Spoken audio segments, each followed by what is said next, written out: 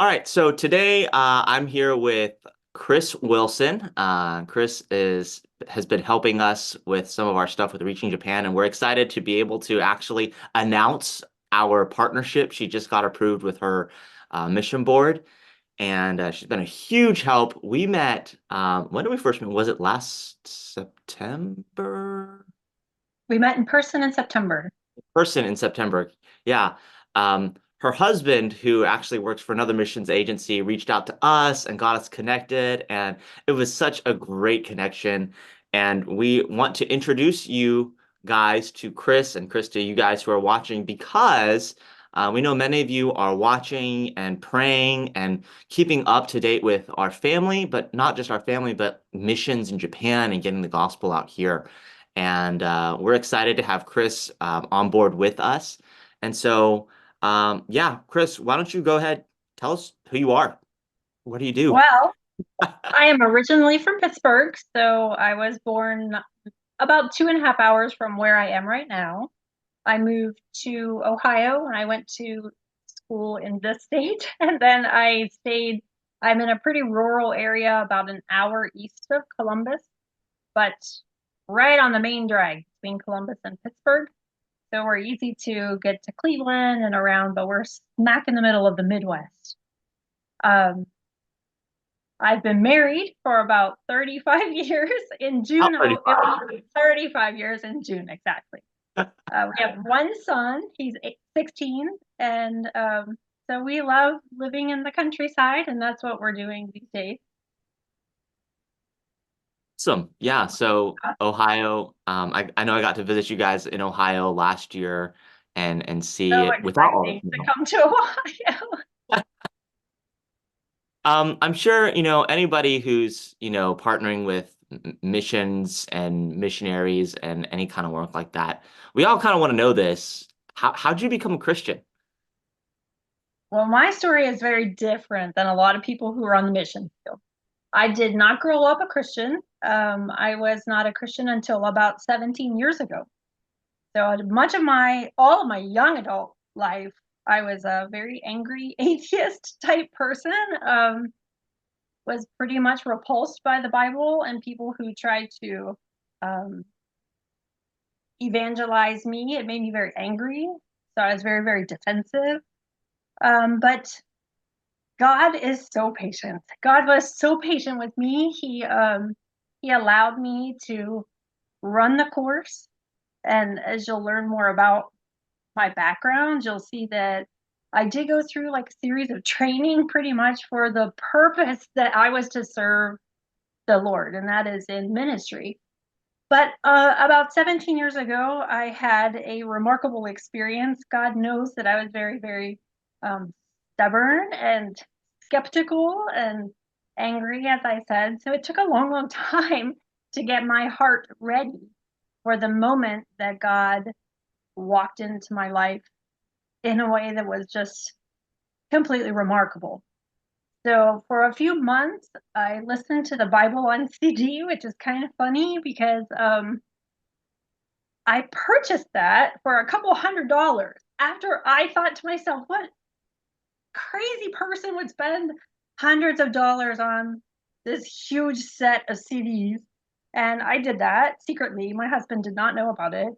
And I listened to that Bible. And what's really crazy is that God just worked himself into my heart. And it became over actually a very short time that I became totally addicted to the Bible. I couldn't stop listening to the Bible. So I would come home after a long day's work, and my husband would be fixing dinner or whatever, waiting inside, and he couldn't understand why I would pull in the driveway but not come in the house. And then eventually there'd be this knock on my window, and it would be my husband, and he'd say, "Dinner's been done for 40 minutes. What are you doing?" And I would just have to say, I'm listening to the radio and I have to hear the end of the story. And I literally couldn't stop. Um, but that was all preparation for a day that was um, horrifying for me personally. My dad became very, very sick He was rushed to the hospital in a traumatic situation. He was taken in an ambulance.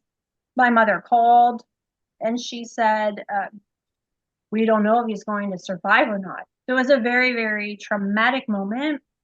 Um, and of course, some things happened that very day, but for me, it was like a very, very low point. I was despairing over not only my dad, but what would happen to my mother and my siblings. So it was terrible. But God prepared me. Actually, that was the moment of my salvation. And I told my dad this afterwards, of course, he was not saved either, that his getting sick was for the purpose of saving me for eternity. And then my dad, in turn, also was saved through his own trauma. So God is so great. But in my despair, not knowing what the outcome would be, I cried to God and I actually was kind of angry. I had heard all this Bible for months, and finally I just shouted to God, if you're really there, just tell me, help me prepare for what is going to happen. Is my dad going to live or is he going to die? What should I do? How should I handle with take care of my mother and that sort of thing? And God himself revealed in a Saul to Paul type vision, appeared to me, told me exactly what was wrong with my father. So in that instant, I knew exactly that my dad was going to live. But on a much grander scale, I knew that God was able to hear my prayer, B, cared enough to hear my prayer, C, cared enough about me to answer my prayer, and knew everything around the entire situation. So in that instant, I knew that God knew all, could do all, and loved me perfectly. And it was at that point that my life, literally, I did a 180 and changed all my priorities. My husband thought I was crazy at the time, but A Christian then, right? what did you say? He wasn't a Christian then, right? No, absolutely not. For 6 months after my experience, he literally thought I had lost my mind because I was experiencing miracle after miracle because God, as skeptical as I had been and as stubborn and hard-hearted as I had been, literally the day after this incredible miracle in my life, God knew that he had better shore me up again because he didn't want me to backslide at all. And day after day, incredible miracles that could stand on their own just helped to solidify my deep trust and faith in Jesus as my Savior. So 6 months or so complete prayer for my husband finally got him a testimony that's kind of crazy too. It's very exciting as well. And then we were both completely on board to serve the Lord, and our lives have been very different since then. Awesome. I love hearing your story, Chris. And It's a thank cool you. story. I love it too. Yeah, yeah. And if any of you guys ever get the chance to meet with Chris in person, ask her about the details because that was the Yes, abbreviated version. yes, yes. There's so many more details. Yeah. Just God's mercy there. Um, but you briefly alluded to it earlier. Um, but we as reaching Japan and doing ministry in Japan and church planting in Japan and looking to see that transformation happen, working with Japanese people, you have quite a bit of experience working around Japanese people, with Japanese people, in secular contexts, in ministry contexts. Tell us about that. Yeah, well, I when I was saved, I could look back on my life and then see how God was working that whole time to get me to the point where I could serve him properly. Um, so what that looked like for me was that I went to Japan as an exchange student after high school. So when I was 18, I went to a very rural part of Japan. I lived in Japanese families. They couldn't speak English. So within 3 months, I was leaving my dictionary at home, and that was pre cell phone, pre Google Translate. I carried a little dictionary everywhere. But anyway, I had no option but to speak Japanese. And in the course of that year, again, pre-internet, I didn't communicate with my family. There was no social media. So really, I was completely encapsulated in the Japanese culture. So when I came back from that 1 year, I felt Japanese. Actually, I had a horrible time readjusting into the United States culture. I had massive reverse culture shock. But fortunately, went to Ohio State, where there is an enormous international population. And literally, the very first day on campus, I met a Japanese woman. Of course, I was like so homesick, and I would love to speak Japanese. And she became a fast friend. And amazingly, and again, this was all God's plan. I feel like my life is kind of a mini Moses story, in that Moses he was an Israelite, but he was raised up in Egypt. He was raised up, he was educated in Egypt. He was Egyptian. He was a child of God for sure, of the nation of Israel, but he was Egyptian mentally. And I kind of feel like that's the walk I walked, because when I got back to Ohio State and met this Japanese student, she happened to be the child of a very high ranking person in Honda of America, which is headquartered just outside of Columbus. I had no idea about that when I chose to come to Ohio State. I had no clue. So I get immediately connected into the family of companies that are associated with Honda Manufacturing, which is an enormous company, hundreds of suppliers. So each of those suppliers, most of their top management are Japanese. They all have their wives and children here. So Columbus has literally thousands of Japanese. And at that time, they were pretty consolidated into a couple school districts and west of the city. So I was immediately connected through this friend of mine into this high level hierarchy of Honda and their supplier factories. And I got a job almost immediately on the factory floor of a big metal stamping factory with big 20-ton presses and things like that, welding robots and cool stuff like that. So immediately when I got back from Japan, I was in Japan again. I was in Ohio, but I was working on a Japanese team in a Japanese company. After college, I was hired by a startup. Well, it was a US startup. It was an established company in Japan that was starting a facility here. I was their only American for a very long time. So I was really functioning as if I lived in Japan, even though I was in America. It's a cheap way to live in Japan because I was in Ohio. But eventually I decided that that wasn't going to be a long-term path for me. I left that company and that startup company and started my own company. And so then I could do whatever I wanted to a degree. It was a language company. So we did translation and interpretation. And we actually had subcontractors that could handle 63 languages. But of course, anytime we had a Japanese fun thing, I grabbed it up for myself and got to do all of those things. The day I was saved, my whole focus changed. So I was very deeply ingrained in Japanese culture. I jokingly always said that I was American on the outside, the Japanese on the inside. My Japanese friends would probably agree with that. They laugh when they see me interacting with Americans because I'm personality-wise pretty different. But anyway, once I was saved, that changed all my priorities. God pressed on me to have a child, which I never wanted because I really, really enjoyed being engaged professionally. So that was a massive change for me. I ended up trying to work after I had him, but knew that that was not God's plan for me.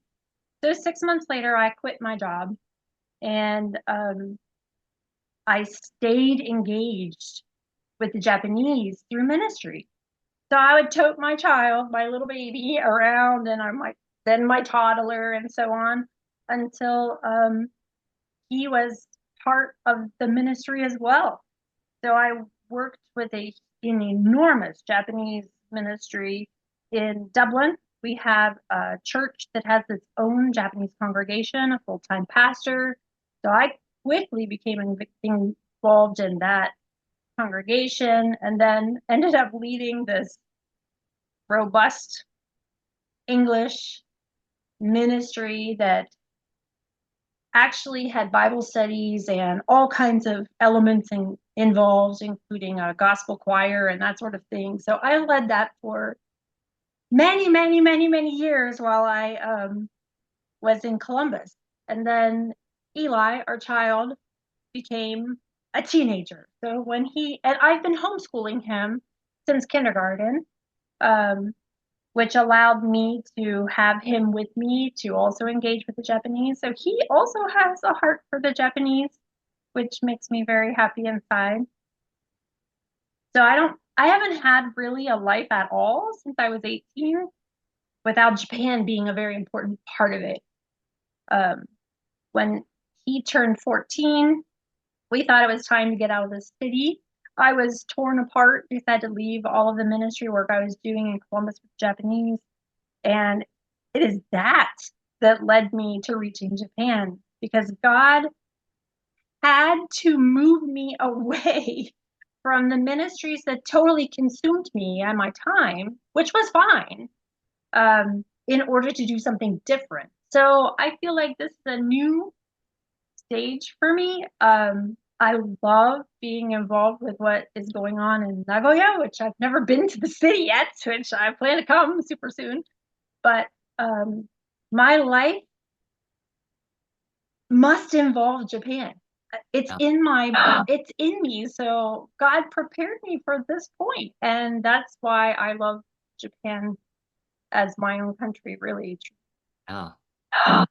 I think it really is incredible when you talk about not only your business experience, you're helping out with the ESL ministry at the church there in Dublin, Ohio, and then also helping to set up a partnership with a church in Japan for those returnees, Right, because people were hearing the gospel in the States, like, oh, I'm not sure this is like an American thing, but then being able right. to connect them with another place. I think it's in Utsunomiya, Yes, the church there, and saying, hey, we've got people that we're working with in the States.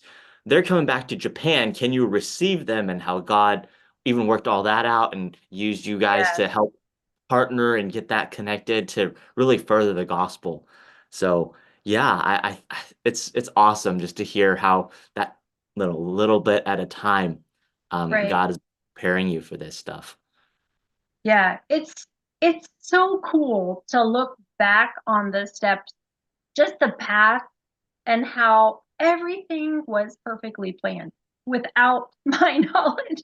Like if you would have asked Moses when he stood in front of the burning bush if he was ever going to go back to Egypt, he was oblivious to what God's calling on his life was going to look Right. like. And truly the same situation was for me. I went through my life and I was accomplishing things for my own self, but God knew in the end how he could utilize all of those experiences and training and all of that for him. And Yeah. that's what it's all about. I was just oblivious to the whole thing, which I think is really cool. The Japanese, for the most part, and you mentioned this at the beginning, have never had exposure to the Bible. What we're doing at Reaching Japan is incredibly important. But having lived much of my life in the dark, as the Japanese are, I can understand the importance of someone needing to make contact with them. These people will continue to walk their lives in darkness every literal day of their life. unless we get help. And so I feel absolutely compelled to be involved somehow in ministry in Japan. So to me, it's a blessing as well. I love it.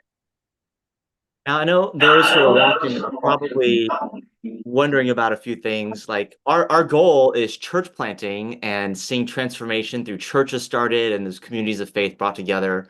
And we are right now have this goal. We're pushing hard to get 16 churches started by 2030, which is a lot, but that's why we want more people to um, for God to work in their hearts and get them over here. But probably people who are watching are wondering, okay, so is Kris a church planter? Like, are you guys into women pastors now? Or like, what are you doing? By the way, Good point. just to clarify. So now we're coming on and being a part of Reaching Japan and the ministry. What exactly do you do? I think that's the question that people probably want to know because, we're going to ask people to pray for you, pray with you, partner with you financially, prayerfully. But what do you do? I think that's the question. So would you care to share a little bit of that? Yeah, that's actually funny. I hadn't even thought of that concern, but that's a real concern. No, Jesus, Japan needs Jesus. And in order to reach the Japanese, we need more people. It's very simple. We need more. James, you can do a lot, but you can only do so much. And what we need is more leaders, more Christian workers, more people who are willing to do what is necessary to get the gospel in the ears of the Japanese, in the hearts, actually, eventually. So, what I'm doing is I am a catalyst. So, a catalyst is someone or something that increases reaction. That is what a catalyst is.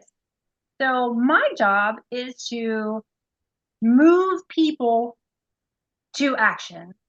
We have lots of Americans who, yeah, they think that's great that people are going to Japan, but that's all they do. That's all the farther they go. So if I somehow can be utilized to move them a step forward, and that is to pray, maybe even if you're older, like I am older, God is still using all of us, and we are here for a reason. If you are stagnant in your walk, perhaps this is where God wants to use you. So I see my role as trying to help people see the need in Japan, first of all. So to educate, to help people understand that it's a very, very spiritually dark country and that really, really do need more workers. So just allowing people to know that detail, I think Americans aren't aware of that. They think Japan is advanced. They figure Japan has access to the internet. Why can't Japan save itself? Well, it doesn't work like that. So I am helping on this side to try to communicate with organizations, with churches, with colleges, to let them know that Japan really does need more workers. And something new that Reaching Japan is doing are these recon trips. It's a short mission trip that kind of exposes people who think that perhaps there is a call on their life to serve in Japan that will open their eyes to what it's like to actually be a missionary in Japan. So if we can allow people to participate on recon trips to test the waters, if you will, to see if this might be a potential field for them, a mission field for them, then they can move on with their walk with Christ. If this is what he's calling them to do, then we are giving them that open door to make the step into Japan. So my job right now is to try to get the word out about the opportunities that exist in Japan, the needs in Japan. I'm also working a little bit on the social media side so that we can try at a ground level how to reach people that maybe not even realize that they want to serve abroad. So there are all kinds of things. administrative wise that I'm doing to help that process along, just helping to screen people that are interested in participating on our trip. So if you're watching this video and you say, wow, that sounds cool, I'll probably talk to you at some point because we need to talk, because we need to go. And if God's calling you, then perhaps I'll talk to you too. You're gonna get a text from Kris. That's what I mean. Yeah, you know, it's true. I'm not No, shy, so that's true. and I do want to emphasize this. You know, sometimes people are like, "Oh, we only want to sponsor church planners and their ministry," and I understand that. But you know, with such a great need for the gospel, I think there's a lot of people who we're not trying to twist anybody's arm into going to the missions. Okay, we believe that God is working in people's hearts, and we're just trying to get connected with them. If I call you into missions, then somebody else can call you out of it. But if God is working in your heart, then we want to be able to get connected with you and with those people to help move them along and show them some next steps. And part of that process is, you know, we can't just let anybody come to Japan. You know, there's this idea, like Kris said, about Japan being a very cool place. Our tourism industry is booming right now post-COVID. And it's just, even on social media, on Instagram, other places, Japan is just a cool place to visit.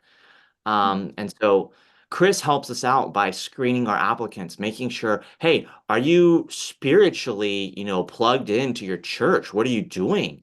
Are you serving right now? Because if you're not serving over there, then you're probably not going to be serving over here. And so she contacts multiple references, chases them down, stalks them a little bit, maybe, just like If it's a necessary, yes. because we need we need the best. And by best, I don't mean, you know, the smartest, the sharpest. You know, God can use anybody, but we need people who are actively plugged in. And with the time zone difference, right now it's like 13 hours difference. I'm in Japan and Kris is in the States. It's a lot for someone like me to try to coordinate with pastors and teachers and ministry people in the States to run these checks and make sure that the people who are wanting to come are qualified to come. And so she is doing a very important work for us in that way. And also, she can go meet in person at schools and churches, and you know, with connecting with people that we can't, because we want to be doing what we're supposed to be doing, which is planting churches and ministry over here. So what she is doing is a vital role. It's kind of like in church planting, almost like a pre-evangelism stage. Like before you just like smack somebody with the gospel, you kind of have to lay some groundwork. And so she does a lot of that. So there's not a lot of glory to it, but it's super, super important, like foundational things there. So I'm curious though, as a catalyst, missions catalyst, what would you like to see happen? What would get you really excited as some maybe personal goals, ministry goals? What gets you excited about this? Well, the gospel going out in Japan. So for us and our effort, I think the thing that would make me most excited is if we could fill all our recon trips with really great candidates who are seriously feeling led to serve in Japan. Um, Once they are through recon and we can get them plugged in, it is not a really terribly long process to have them up and functioning in a church environment in Japan. And I think that would be just incredible to watch the churches come up in Nagoya one after the next after the next. I have goosebumps thinking about it. Um, that is that is what would get me excited for sure. Yeah. And you know, we've been thinking about this for a couple months, you know, praying for people, and had someone from 10 years ago contact me. I just had another person who I haven't heard from in 5 years contact me. And, you know, just like all these people just like seem to show up. Even this last spring recon tour, people coming from, we found you on YouTube, we found your podcast, this, that, just, it's been incredible to watch. And I know Kris has been very excited to see that too, because like, where are all these people coming from? Like, I don't know, but they keep showing up because we're praying. Like, okay, so let's just keep doing that. So yeah, it's very exciting to be a part of. Um, So a few personal questions. How can people be praying for you specifically, Kris? Um, I think they can pray for me in this role is really important to stay focused on how I can support you. You said exactly how I feel. Um, you are doing all the on the ground work, which is so critical. And if there are ways that I can relieve that overload on you, then I would love to take that on. So I just pray that I'm always walking with the Lord and doing what is best for the ministry long term. That is a very important thing to me. I don't like to waste time, so I would rather be doing it right the first time, obeying God perfectly the first time. That is definitely my prayer in this position. But personally, I do like to be busy, so if God can keep me on focus, that is always good for me. And I do serve as a witness to everyone around regarding the Japanese. I'm not Japanese, but everybody knows who knows me knows that I do ministry in Japan. So I always want to personify the effort that is going on in Nagoya, even here as I'm going to places that they can see the light of Jesus. I would like to really truly reflect the light that he brings to the darkness of Japan and everywhere else. There are just so many ways that we can reach people. When you said about these people coming out of the woodwork sort of from 10 years ago or 5 years ago, it just reminds me of my story. They are walking their path, and God's like, oh, by the way, this is your new path, and this is the journey I'm going to put you on. And I pray that as people interact with me and they hear about Japan, that they will become encouraged to even serve in their own way, in the way that God is calling them to serve, whatever that looks like. So that's what I pray, that I'm always a positive witness for the Lord. Yeah, and Kris is not just involved with us, by the way. She's involved with her church and super active. Super active is not the right word. Hyperactive. She doesn't like to sit still. I Hyperactive, know. involved with her church as well. So pray for wisdom for her at time and getting everything, straightened out because there's a lot going on over there. Now, next question. How can people support you? Because, I know you're looking for financial partners and we're looking for people to financially partner with you with this important work that, isn't at the front lines. It's not the exciting, put on a pedestal kind of thing. A lot of times missionaries, they go to the States. I hate it when they do this, but like, oh, you're our heroes. And like, you're not going to get that. Like, No. I sorry. I think that's the first time I've ever told you that. But Oh, I know I know you know that. I don't like it when people do that anyway. I'm like I'm just a guy. Like, I'm not a super Christian. I'm really not. But you need support, financial support to be able to operate and you're doing a lot of work for the ministry and the Bible teaches that, if you're doing ministry, maybe you should get paid to work. We're not just looking for all complete volunteers, and you do a lot, put in a lot of hours. How can people financially partner with you to help you and help us? So they're helping you, but they're also helping us, if that makes sense. How can people support you? Well, I would first prefer their prayers. And secondly, I do hope that everybody that watches this video or these videos or is connected with us on social media or is connected with your family, that they will start to use that information to incentivize the people around them. People need to know that Japan is walking in darkness. And I think the more people that know that, and the more people that are sharing that information, the more Christian workers we can get. The fields are white for harvest, and we need workers. It's an age-old problem.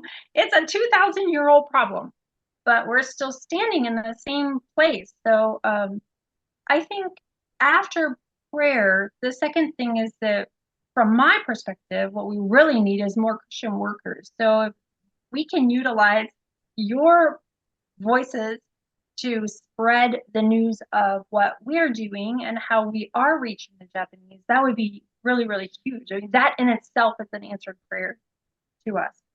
And yes, I am going to be incurring lots of ministry expenses, already do, but I am working with a group out of Chicago called GLINTS, and they are a basically like a sending agency, a mission board. They have a rather small group of missionaries that they administer funding or support through their organization.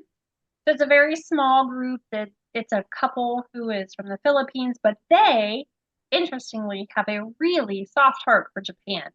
So they have been incredibly supportive of this ministry and my involvement in this ministry. And so they are going to help to administer that support. So if you would like to support my monthly expenses or travel expenses to mission churches, sending churches that could potentially be an important sponsor of this ministry, you can send financial support through GLINTS by check the old-fashioned way or online through donation. And we'll put those in the comments under the video so people can pick those up as well. Great. Now, there's probably people who have questions, who want to get to know you more. How can they get in touch with you? What's the best way to get in touch with you? I prefer text, but you can call if you want. Here's my number. Are you going to put my number in the comments, or do you just want me to say it? Say it. Call 1-800. 614. This is a Columbus number, and Okay. the whole world can call me. It's fine. 614-560-6340 is my phone number, or you can reach me by email at kris@reachingjapan.com. Kris with a K. Kris with a K, Kris @reachingjapan.com. Awesome. Yeah, we are super duper excited. I know that even Kris coming on board with us is a huge answer to prayer. Last year, I was praying personally about what God wanted for this city, and it was 16 churches by 2030. I'm like, whoa, like I can't do that. I'm sorry. So Like aggressive. I started praying, and then like Kris reaches out, and like we got connected, and we got to meet last year, and it's just been like one thing after another. It's just been God answering prayer, and so we're super excited about this. And so if you have any questions for Kris, I know this was just a little short get to know Kris time. I hope you watch this, pray for her, and also consider what you can do about spreading the word, because that's really what we're looking for. And pray about what you can do to help her with her ministry expenses and operations there. So thank you guys so much for watching today. And Kris, do you have any final words? I am so thrilled to be associated with Reaching Japan.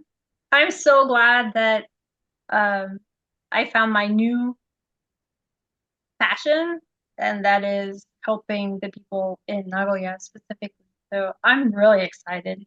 I will work until God takes me out. So I'm really excited.